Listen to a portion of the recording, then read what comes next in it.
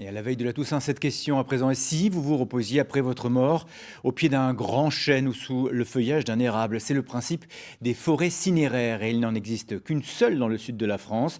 Mais en Allemagne, c'est une pratique qui existe depuis 2001 et qui séduit de plus en plus d'Allemands. Découverte de la forêt cinéraire de Rheinau sur la frontière franco-allemande avec Florence Grandon et Valérie Ruiz-Souris. Une forêt en apparence comme les autres, et pourtant. Nous sommes ici dans un endroit particulier de la forêt de la commune de Rheinau. Il est particulier parce que c'est aussi une forêt cinéraire. Et quand on y entre, on voit une forêt normale, rien d'autre. En quittant le sentier principal et en s'approchant des arbres, on commence à apercevoir des petites plaquettes sobres, avec le nom des personnes enterrées juste là, dans une urne, au pied des arbres. Rebecca vient souvent s'y promener le matin, par tous les temps, pour penser à son père, enterré sous cette charmille.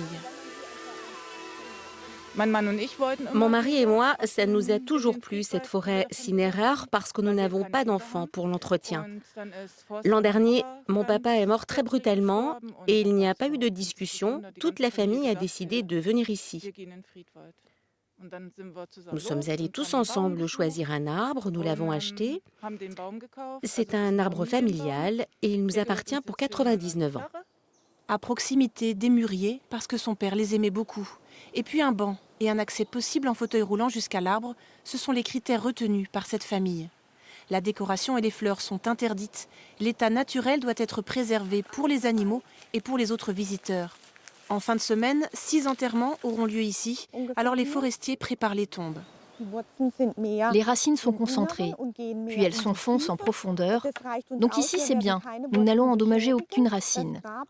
On va creuser jusqu'à 80 cm sous terre, sur un diamètre de 30 cm. Une tombe au pied d'un arbre permet de laisser peu de traces sur la nature. L'urne est en cellulose biodégradable.